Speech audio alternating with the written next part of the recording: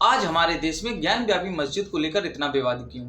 आखिर में ऐसा क्यों हो रहा है कि ज्ञान व्यापी मस्जिद को लेकर इतना विवाद बना? आज हम लोग इसी पर चर्चा करेंगे और जानने का प्रयास करेंगे ऐसा क्यों होता है, मंदिर और मस्जिदों को लेकर विवाद क्यों बना रहता है। आज इसी पर चर्चा करेंगे। उससे पहले कि आप मेरे यूट्यूब चैनल और मेरे इंस्टा आईडी को इसी के नाम से है आप फॉलो करिए और उस पर मैं बहुत सारे आइडियाज़ और ओपिनियन आपसे शेयर करता रहूँगा। चलिए आज आते हैं मुद्दे। देखिए, जब हिंदू मंदिर और मस्जिदों के बीच में विवाद क्यों बना रहता, आज इसी पर चर्चा होती है। देखिए, एक पर्सिया का राजा हुआ करता, तो पर्सिया का राजा ने क्या किया कि जब पर्सिया का राजा हुआ करता था तो एक पास में बैठे दो धर्म के लोग बैठकर पूजा कर रहे थे। तो उसने क्या हुआ कि एक पत्थर उठाया और हवा में फेंका और वो बहुत दूर जाकर गिरा। जब वो बहुत दूर जाकर गिरा तो उसने कहा कि एक व्यक्ति यहाँ पे पूजा करेगा और एक व्यक्ति वहां पे पूजा करेगा जहां पर पत्थर गिरा हुआ। तो वो एक सिचुएशन से जानता था कि आने वाले समय में ये सारी चीजें हो सकता है कि एक दो धर्मों के बीच में एक कट्टरता का स्वरूप निर्माण करेगी, जिसके कारण हो सकता है कि आने वाले समय में ये दो धर्मों के बीच में विवाद हो सकता है। तो वो ये सारी चीजें जानता था। तो उसने क्या किया कि उसने एक पत्थर को उठाया और दूर जाके फेंक दिया, जिससे क्या हुआ कि आने वाले समय वहां के जो पर्शिया का राजा हुआ तो वहां के एरिया में कभी भी धर्म को लेकर विवाद नहीं हुआ। लेकिन उसी तरह से अगर हम देखेंगे कि भारत में जब मुस्लिम आक्रमणकारी आए तो उन्होंने क्या हुआ कि समन्वित संस्कृति का विकास था।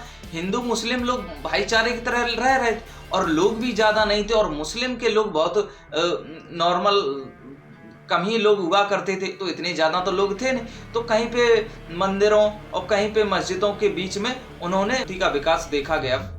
तो भारत में जब स्टार्ट हुआ तो भारत एक समन्वित संस्कृति का विकास देखा, जहाँ हिंदू मुस्लिम के भाई दोनों लोग भाईचारे की तरह रहते थे।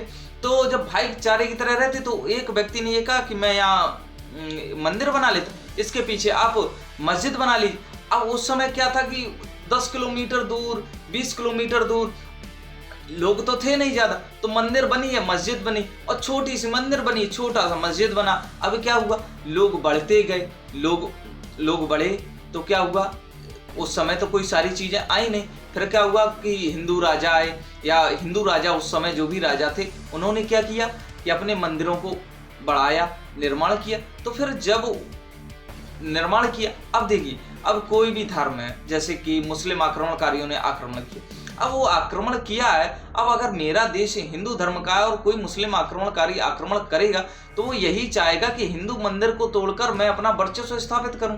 तो उसने भाई, अगर मान लीजिए कि यही भारत अगर मुस्लिमों का देश होता और बाहर से हिंदू राजा कोई आता तो वो ये चाहता कि मैं मस्जिद को तोड़कर उसमें एक मंदिर का निर्माण कराऊं। वो भी चाहेगा क्योंकि वो चाहता कि मेरे धर्म का विस्तार हो। तो उसने क्या किया, वो अपने धर्म को विस्तार करने के लिए ये सारी चीजें करते रहे। तो उसने क्या किया कि मंदिर को तोड़कर उसने एक मस्जिद का निर्माण कर दिया।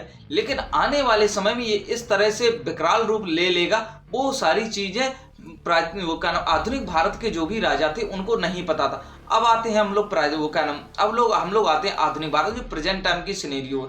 अब देखिए, लोग बढ़े, जनसंख्या बढ़ी तो लोगों की विचारधारा बढ़ी तो क्या हुआ कि कहीं ना कहीं आप देखेंगे कि मुस्लिम जो आक्रमणकारी जितने भी आए थे उन्होंने हिंदू मंदिरों को तोड़कर उसमें कहीं ना कहीं उसमें मस्जिदों का निर्माण करा। तो कहीं ना कहीं जो हिंदू भाई बहनों की भावनाओं के ऊपर ठेस पहुंचाने जैसा था। तो अब उसी को लेकर विवाद बना हुआ है कि इन मंदिरोरों को तोड़कर जो मस्जिदों का निर्माण कराया गया था, आज वही जो हिंदू लोगों का वर्चस्व, अब हिंदू की जनसंख्या 75% है। अब जब 75% लोग हिंदू हैं तो भाई, अगर किसी के धर्म को अगर कोई शोषण करेगा या दबाने का प्रयास करेगा तो कहीं ना कहीं वो फूटकर बाहर तो आएगा ही आएगा। तो उसी के कारण से ज्ञान व्यापी मस्जिद को लेकर विवाद बन गया है। अब देखिए, ज्ञान व्यापी मस्जिद में विवाद बन गया। अब इसमें सर्वे आ रहा, तो अब सर्वे आ रहा, तो सर्वे में पता लग रहा है कि कहीं ना कहीं ज्ञान व्यापी जो मस्जिद है उसमें कहीं मंदिर कहीं जो हिंदू आर्किटेक्चर हुआ करता था, हिंदू आर्किटेक्चर में जैसे कि पान के पत्ते, आरा हुआ, आरा मतलब जहाँ पे दिया रखा जाता था जलाने के लिए, जैसे वो जगह हो गई। और बहुत सारी आर्किटेक्चर होता है जो कि हिंदू आर्किटेक्चर से सिमिलर होता था। वहीं आप देखेंगे कि नंदी भगवान की मूर्ति भी वहाँ पे स्थापित है। तो कहीं ना कहीं ये सारी चीजें दर्शाने का प्रयास करती हैं कि कहीं ना कहीं प्राचीन काल या प्राचीन काल से लेकर आधुनिक काल के बीच में ये यहाँ पर एक हिंदू देवी देवता शिव भगवान का एक मंदिर हुआ करता था। लेकिन आक्रमणकारियों ने आक्रमण किया, जिसके कारण क्या हुआ, आक्रमण किया, और आक्रमण करने के बाद उन्होंने हिंदू मंदिर को तोड़कर वहां पर मस्जिद का निर्माण कर।